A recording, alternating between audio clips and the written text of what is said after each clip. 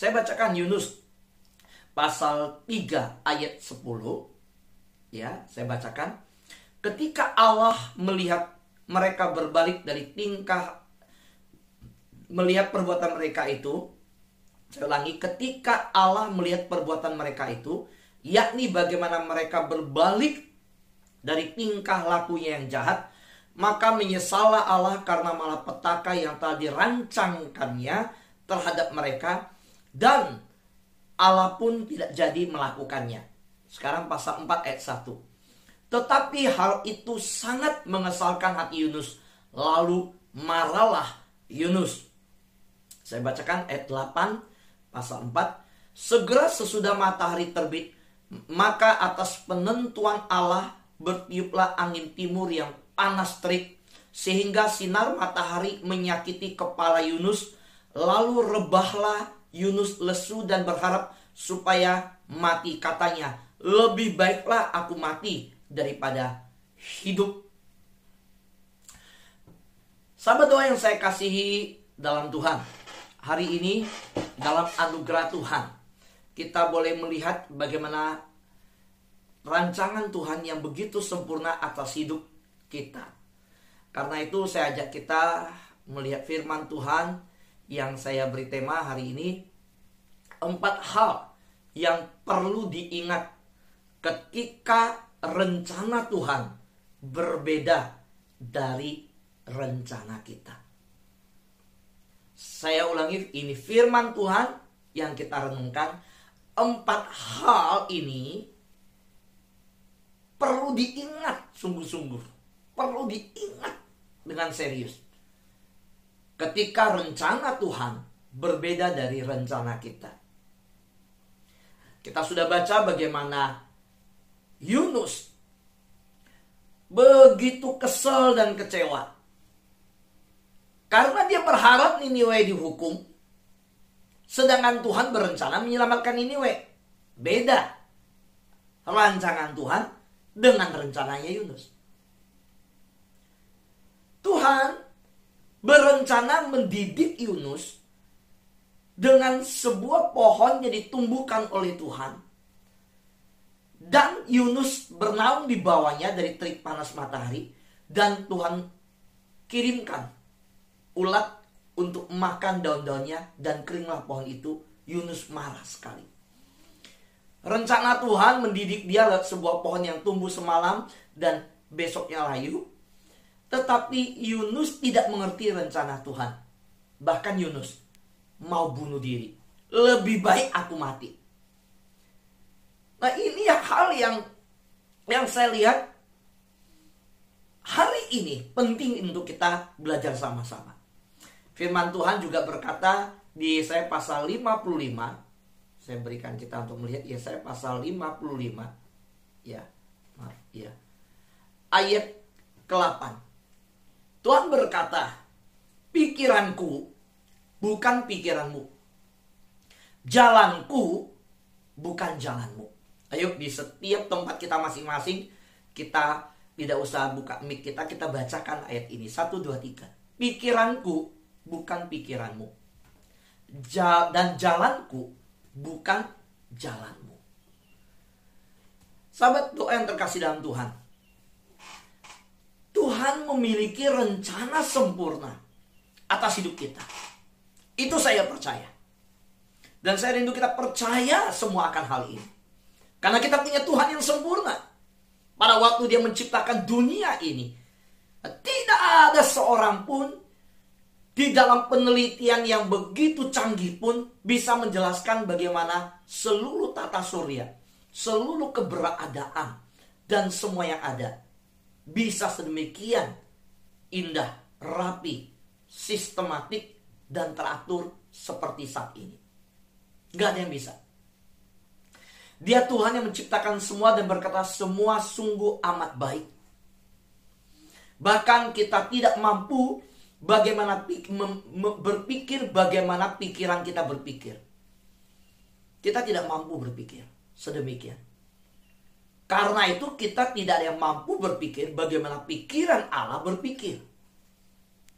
Karena Allah yang menciptakan kita dalam ruang dan waktu, menempatkan kita di dalamnya, kita begitu terbatas. Tapi Dia Allah yang berkuasa atas waktu. Soalnya kita memiliki Tuhan yang begitu sempurna. Dan Tuhan yang sempurna memiliki rencana yang sempurna atas hidup kita. Tetapi ini yang jadi persoalan. Terkadang kita berjalan ke arah hidup yang berbeda dari rencana Tuhan. Seperti yang terjadi pada Yunus. Tuhan minta dia ke Niniwe, dia beli tiket, dia berangkat ke Tarsis. Dari Yafo dia beli tiket, dia mau pergi ke Tarsis. Saudara, Tuhan pergi ke kanan, dia maunya ke kiri. Tuhan suruh ke kanan. Tuhan suruh ke depan, dia mau ke belakang. Nah, ini yang terkadang terjadi di dalam kehidupan banyak anak Tuhan.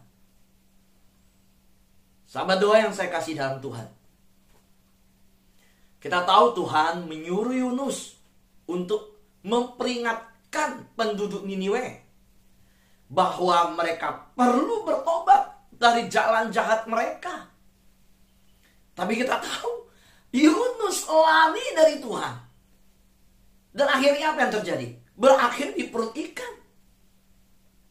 Dan Tuhan menolong dia lagi.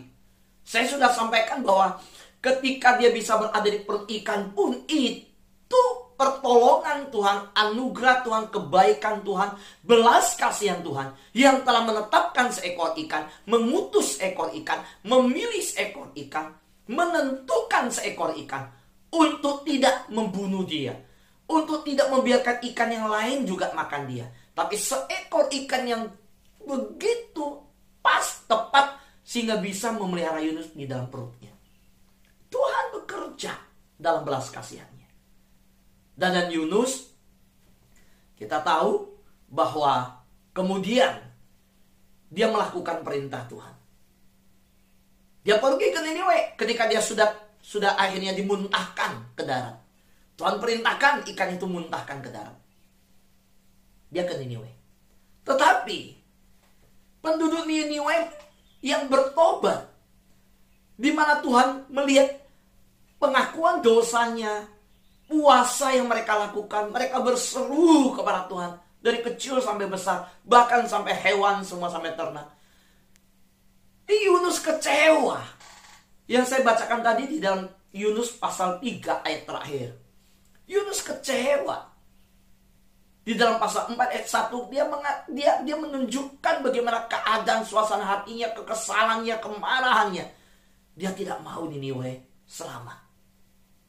Motivasinya terbongkar. Ada banyak orang dalam pelayanan motivasinya itu nggak selalu pelayanan. Ada banyak orang dalam ibadah belum tentu motivasinya ibadah. Dan Tuhan tahu sampai ke dalam dasar hati. Saudaraku yang terkasih dalam Tuhan, apa yang terjadi? Kalau kita lihat, ya, Yunus itu hanya 4 pasal.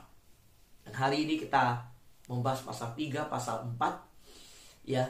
Tapi saja kita melihat bagaimana perjalanan hidup Yunus, di mana Tuhan mendidik dia, pelajaran-pelajaran bagi seorang pelayan yang melarikan diri di hadapan Tuhan. Saudara, ketika dia kesal, Yunus marah karena Niniwe tidak dihukum. Tuhan tumbuhkan tanaman yang cukup besar untuk memberi Yunus naungan. Kemudian Tuhan mengirim seekor cacing untuk mengerat tanaman itu. Ulat, ya. Saudara, besok harinya saat matahari menerpa kepala Yunus, Yunus marah sekali. Yunus kesal sekali sama Tuhan. Dia marah. Nah, dalam keadaan kondisi seperti itu, kita tahu bahwa Yunus minta kepada Tuhan, lebih baik aku mati. Nah, ini keegoisan seorang pelayan Tuhan. Saudara, matinya orang lain dia nggak pikir. Yang penting nyaman dirinya. Waktu dirinya nggak nyaman karena panas terik, dia menilai hidup itu begitu tidak berharga. Hanya karena panas terik, lebih baik aku mati. Nah, perhatikan. Ini hal yang perlu kita berhenti sungguh-sungguh renungkan ketika kita dipanggil menjadi pelayan Tuhan. So, pelayan Tuhan harus mencontohi salib Kristus, yang dimana bukan kepentingan diri yang ditonjolkan. Filipi berkata bahwa dia yang adalah anak Allah tidak mempertahankan akan keberadaan dirinya yang di dalam penyembahan surgawi untuk dirinya. Para malaikat yang menyembah dia, dia rela turun dari surga ke dalam dunia untuk melayani kepentingan manusia, supaya manusia selamat. Dia rela mati untuk orang. Tapi Yunus enggak. Yunus bagi dia lebih rela orang semua di Niniwe mati. Yang penting balas dendam, kekesalan hatinya, tidak senang dengan penduduk Niniwe, itu terbalas. Tapi waktu dia kenyamanannya dicabut, saudara, dia merasa lebih baik aku mati. Nah, ini mengherankan. Bagaimana ada penginjilan yang seharusnya kita mengajarkan penginjilan itu supaya orang lain diselamatkan. Tapi ini ada seorang nabi Tuhan yang bukan mau supaya orang diselamatkan. Nah, saudara lihat di Alkitab cerita ini, Tuhan munculkan dan catat ya untuk menjadi pelajaran bagi kita. Ada nabi Tuhan yang sedemikian berbeda dengan rencana Tuhan. Bukan mau orang selamat, Tuhan mau orang selamat. Tuhan tidak menginginkan orang fasik.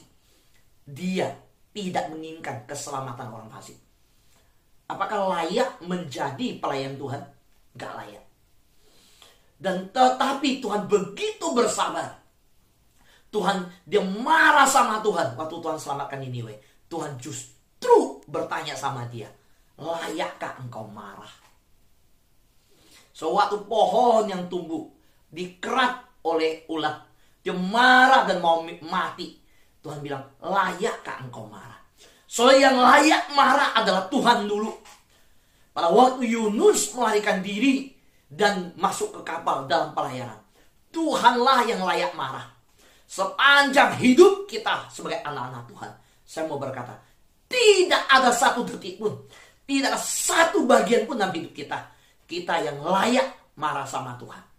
Kalau baca firman Tuhan, ketika Tuhan bilang, layakkah engkau marah? Demikian juga kepada Kain. Kain, mengapa wajahmu tidak tersenyum? Kalau engkau merencanakan kejahatan, dosa sudah mengintip di depan pintu. Saudara, ini kontradiksi. Ini begitu berbeda manusia dengan Tuhan. Yang layak marah hari ini adalah Tuhan.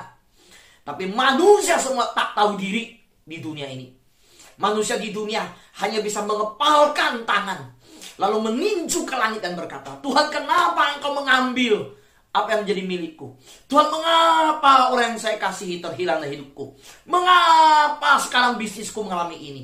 Tuhan, mengapa? Dengar baik-baik.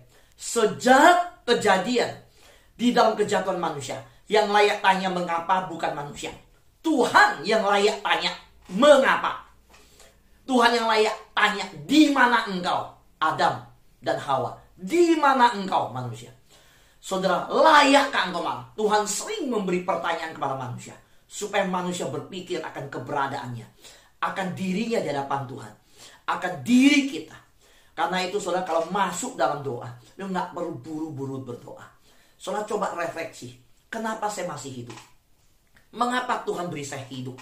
Di tengah kejadian orang kehabisan oksigen, begitu banyak orang yang sudah terambil dalam hidupnya. Kenapa hari ini kita bisa beribadah? Berapa banyak mereka di daerah internet gak bisa? Berapa banyak mereka di daerah begitu terpencil, bahkan di Indonesia pun internet belum sampai ke daerah-daerah tertentu. Nah, kita bisa ibadah. Kenapa? Harusnya ini banyak anak Tuhan bertanya, kenapa saya gak cari Tuhan? Ketika ada Zoom, ketika saya ada YouTube, kenapa saya gak dengar firman Tuhan?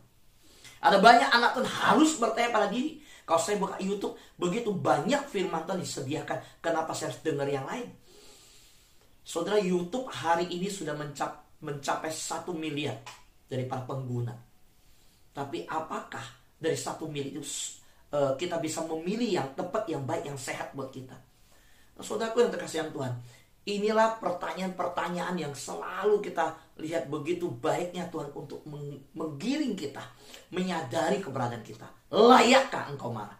Yang layak marah adalah Tuhan sama Yunus. Bukan Yunus marah sama Tuhan. Ada banyak anak Tuhan bolak-balikan hal-hal dalam hidup ini. Ya, protes sama Tuhan. Tuhan gak adil. Tuhan tidak baik. Waktu Tuhan kasih waktu. Tuhan kasih kesempatan. Tuhan kasih berkat materi. Tuhan kasih semua. Apakah melayani Tuhan? Waktu Tuhan ambil, marah-marah sama Tuhan. Pukul-pukul dada. Marah-marah gak mau doa. Gak mau ke gereja. Ngambek sama Tuhan. Saya gak usah jadi orang Kristen. Saudara, saya kalau mau bicara jujur, emang Tuhan butuh kita jadi Kristen? Nggak butuh. Tuhan nggak butuh kita. Kita yang butuh Tuhan. Tapi banyak anak Tuhan, seperti pemilik surga, seperti Tuhan butuh dia, marah-marah sama Tuhan. So Tuhanlah yang layak marah sama kita, bukan kita. Kalau Tuhan mau tuntut anugerah Tuhan, Tuhan sudah kasih anugerah. Dia sudah mati di kayu salib. Dia berikan anaknya datang ke dunia. Apa yang kau sudah perbuat bagi salib? Apa yang kau sudah berikan bagi Tuhan? Hari ini semua yang Tuhan kasih. Titel untuk anakmu. Studi sekolah tinggi buat anakmu. Pendidikanmu tinggi. Bisnismu baik. Hidupmu lancar. Semua engkau pakai buat Tuhan? Atau buat hanya kepentinganmu? Seperti Yunus, satu pohon. Yang penting aku enak nyaman. Waktu panas marah sama Tuhan waktu pohon mati. Seberapa banyak orang waktu dikasih kenyamanan, semua Tuhan sudah berkati. Dan pernah bersyukur. Waktu Tuhan mulai meminta perhatiannya, Tuhan mulai izinkan terjadi sesuatu, supaya ingat kembali sumber berkat, marah-marah sama Tuhan. Layakkah kita marah? Nah, inilah yang saya hari ini ingin kita sama-sama. Yuk, kita lihat. Di dalam kemarahan Yunus tidak akan mengerjakan kebaikan. Dia minta mati, lebih baik mati. Tapi di dalam doa yang begitu tidak sopan, permintaan yang begitu salah, Tuhan masih penuh belas kasihan. Tuhan masih ajak dialog. Layakkah engkau marah? Saudara, 4 hal ini saya ingin kita ingat sungguh-sungguh. Ingatlah 4 hal ini dengan sungguh-sungguh ketika rencana Tuhan berbeda rencana kita. Yang pertama, Tuhan dapat melihat hal-hal yang tidak dapat kita lihat. Jadi ketika rencana studi anak kita, waktu saat-saat ini kita menyiapkan sesuatu untuk bisnis anak kita, di dalam seluruh rencana keluarga kita, rencana hidup kita secara pribadi, ternyata berbeda. Kita merasakan gagal, jalan buntu. Kita gak mampu mengerti apa yang dimaksud Tuhan dengan keadaan yang sekarang kita jalani. Ingat, Tuhan dapat melihat hal-hal yang tidak dapat saudara lihat. Waktu macet di mobil, saya pernah di Jakarta ketika macet, saya mikir, waduh, kalau ada satu tongkat yang bisa naik ke atas dari mobil, terus ada kamera sorot ke depan, jauh ke depan, 200 meter, kamera bisa gerak, enak ya saya bisa tahu. Itu waktu tahun 2001. Ya, saya di Jakarta, waduh macet ya Jakarta. Saya mulai imajinasi kalau ada satu kamera ya. Nah, soalnya sekarang seneng. Ada Waze, ada Google Map. Kita bisa lihat ada yang melaporkan di depan macetnya di mana. Macet karena kecelakaan atau macet karena apa? Atau karena ada penggalian jalan. Saudara, Tuhan lebih dari para kamera, dari satelit, dari Google Map, dari Waze. Tuhan tahu kenapa hari ini hidup kita macet. Tuhan tahu kenapa hari ini hidup kita stuck, tidak bergerak, atau tidak bisa maju ke depan. Dan Tuhan dapat melihat hal-hal yang tidak dapat saudara lihat. Dan Tuhan bisa melihat masa lalu, bukan hanya masa depan. Tuhan bisa melihat masa kini, bukan hanya masa depan. Tuhan bisa melihat seluruh masa, dulu, sekarang, masa depan, pada saat yang bersamaan. Saudara, Tuhan yang menciptakan waktu dan Tuhan yang tidak tunduk pada waktu. Karena itu, biarlah kita bernyanyi dalam pujian yang berkata, waktu Tuhan pasti yang terbaik. walau kadang tak mudah dimengerti. Waktu Tuhan yang terbaik. Yang kedua, Tuhan baik kepada saudara, bahkan ketika saudara sedang menggerutu. Ini saya lihat ketika kehidupan Yunus menggerutu. Dia kesel minta ampun sama Tuhan. Ini nabi yang aneh sekali. Tapi Tuhan, dari kehidupan Yunus yang begitu memberontak sama Tuhan, saya justru tidak fokus kepada pemberontakannya. Saya tidak lihat kepada kelemahan manusiawi dia. Saya lihat bagaimana kemurahan Allah saya. Saya bukan melihat apa yang menjadi perbuatan Yunus. Saya melihat perbuatan Tuhan yang begitu belas kasihan. Saya tidak melihat bagaimana Yunus yang melarikan diri dari Tuhan.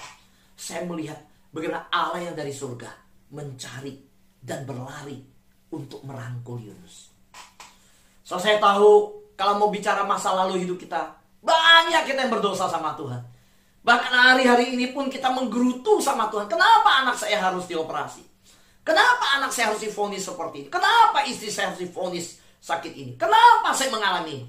Kita seperti bangsa Israel yang menggerutu. Tapi lihatlah bangsa yang tegar tengkuk ini. Tuhan tetap baik kepada dia. Lihatlah Yunus yang menggerutu. Tuhan tetap baik kepada dia. Kejahatan manusia tidak mengubah akan sisi baiknya Tuhan.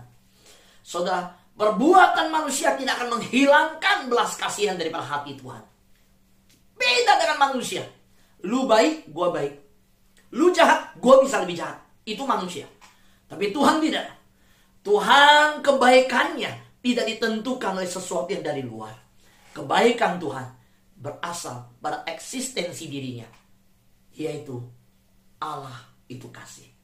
Kasih Tuhan tidak akan tergoncang dan bergantikan. Bahkan ketika dia mencari manusia di dunia dari sorga, manusia bukan sedang berbuat baik. Manusia sedang berada dalam posisi sebagai musuh Allah. Waktu dia mencari Saulus, Saulus, mengapa engkau menganiaya aku? Saulus bukan dalam perjalanan untuk pergi dibaptis.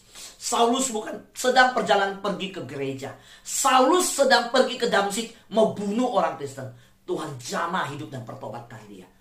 Ini Tuhan yang begitu luar biasa.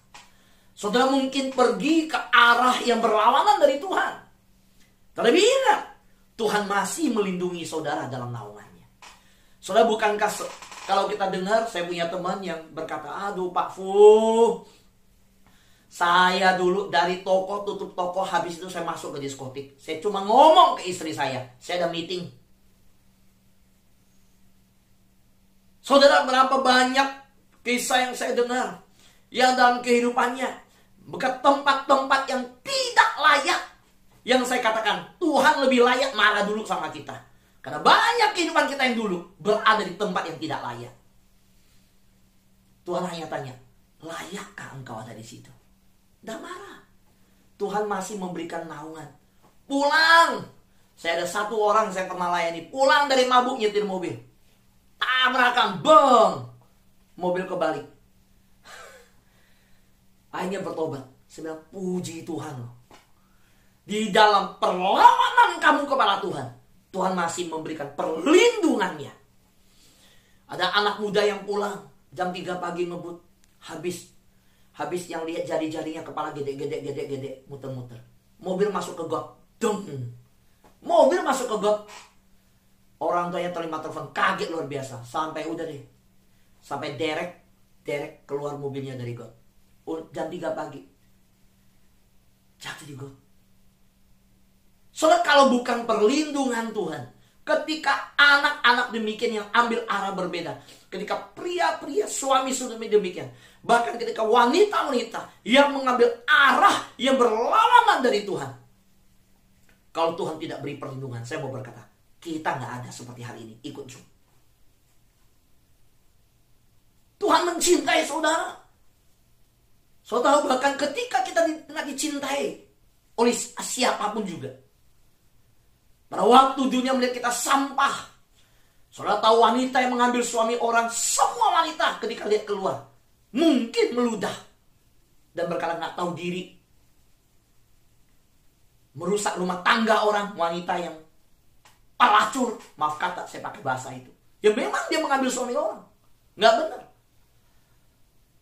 Tapi saudara, manusia begitu menghakimi dengan kata yang kasar, dengan kata yang jahat, tidak mau bergaul dengan dia. Tapi Tuhan bisa ketemuin dia di sumur Yakub. So, tidak ada orang mengasihi Zakeus. Nggak ada. Yang ada semua menghakimi Zakeus. Tapi Tuhan mencintai Zakeus. Tuhan berkata, aku datang bukan untuk orang benar. Aku datang untuk orang berdosa. So, bisa lihat betapa dalam cinta Tuhan hari ini. Menangiskah hati kita ketika kita melihat cinta Tuhan yang begitu besar atas hidup kita. Bahkan ketika kita sedang tidak layak untuk dicintai. Orang dunia pun tinggalkan kita. Tapi Tuhan masih mencintai kita. Jadi kalau kita melihat rencana kita sedang stuck, sedang tidak berjalan. Kita percaya Tuhan melihat masa depan. Tuhan tahu waktu Tuhan yang terbaik. Ketika kita mengalami saat ini menggerutu akan keadaan, kita mengeluh akan keadaan kita, ingat Tuhan tetap baik. Tuhan baik sama kita. Saudaraku yang terkasih dalam Tuhan, pujian yang berkata Allah peduli, Allah mengerti segala persoalan yang kita hadapi, tak akan pernah dibiarkannya ku bergumul sendiri, sebab Allah mengerti. Waktu saudara sukses, banyak orang ulurin tangan, selamat, ucapin selamat. Waktu saudara berjatuh, bergumul sendiri, ada yang ulurin tangan untuk mengangkat? Enggak ada. Yang ulurin tangan untuk mengangkat saudara Tuhan. Lihatlah Tuhan yang begitu baik. Yang ketiga, ketika rencana Tuhan dengan rencana saudara begitu berbeda. Ingat hal ini. Tuhan mengendalikan setiap detail hidup saudara. Setiap detail hidup saudara. So, rencana saudara mungkin tidak gagal sampai hancur-hancuran. Tapi ada satu hal yang tidak bisa berjalan. Saudara, ingat Tuhan memiliki tujuan dalam segala hal dalam hidup saudara. Dan kita tahu kejadian Yunus itu menunjukkan kepada kita bahwa Tuhan menggunakan hal yang begitu besar, ikan besar itu, dan juga Tuhan pakai ulet yang kecil yang di pohon yang makan habis itu untuk mengarahkan hidup Yunus. Tuhan juga bisa pakai hal yang besar dan hal yang kecil untuk mengarahkan hidup saudara saya, untuk mengendalikan semuanya.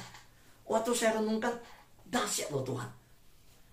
Waktu Yunus dilempar ke laut, Tuhan bisa kendalikan semuanya. Tuhan bisa pakai satu ikannya besar. Tapi Tuhan juga bisa mendidik Yunus ketika memakai ulet yang kecil, makan daun pohon itu sampai habis. Untuk menyadarkan Yunus, aku Tuhan yang mengendalikan semua sampai detail-detailnya. Kalau Tuhan tidak menghendaki, sehelai rambut pun dari kepalamu gak akan jatuh. Saudara yang terkasih dalam Tuhan, apa sih yang Tuhan tidak tahu? Yang dalam hidup kita mungkin mengeluhkan hal-hal yang kok begini, kok begitu. Mungkin tidak semua yang besar. Mungkin ada hal-hal kecil yang saat ini yang kita merasa gak nyaman. Tuhan tahu. So, waktu saya memulai Zoom ini, saya pelayanan Zoom ini, gak ada pakai kamera yang sudah saudara beli. Saudara, ini kamera saya, ya bukan kamera laptop, tambahan kamera. Ini saudara lah yang beli semuanya. Ya, pengadaan ini. Saudara, saya bersyukur. Yang awalnya saya tidak pakai green screen di belakang, hanya duduk di bawah tangga, saya masih ingat ketika awal mulai khotbah. Yang waktu bulan Januari masih 10 orang lebih. Itu cuma khotbah apa adanya. Bahkan awalnya khotbah tidak direkam. Belum ada channel YouTube untuk saya bisa masukin khotbah untuk terpikir ke sana. Tapi Tuhan tahu detail demi detail. Maka sekarang kalau saya kepikir hal-hal besar, saya pegang, saya bawa dalam doa. Saya gak akan buru-buru. Saya minta konfirmasi Tuhan. Tahu kenapa? Karena saya sudah melihat Setiap hal yang hari ini tersedia, yang disiapkan Tuhan, itu semua dulunya saya gak kepikir, tapi Tuhan bukakan satu-satu. Manusia kadang pingin buru-buru, pingin langsung, pingin besar. Enggak. Saya udah bilang, saya enggak butuh populer kok. Enggak butuh. Saya enggak cari populer. Enggak. Saya bukan cari itu. Yang saya cari adalah, yang saya rindu adalah firman Tuhan diberitakan. Jadi bagi saya, enggak butuh. Harus langsung. Apa-apa langsung enggak. Doa dulu sama Tuhan. Karena Tuhan kuasai detail semuanya. Tuhan tahu apa yang di depan harus dijalankan. Tuhan tahu sahabat doa harus dibawa kemana. Yang perlu kita tanya adalah kepada Tuhan. Doa puasa. Tanggal 15 ini kita akan doa puasa sama-sama. Doa. Minta tuntunan Tuhan. Minta pimpinan Tuhan. Saya masih ingat. Saya mau bikin album. Saya lihat lagu saya udah 11. Saya mau bikin album. Sebelum masa pandemi. Nggak jadi-jadi. Tapi di masa pandemi ini, ketika saya udah lupakan bikin album itu, album rohani, Tuhan bukakan. Tuhan kirim. Ada anak Tuhan, sahabat doa yang menciptakan lagu. Saya nyanyikan. Terus sudah itu mulai terpikir.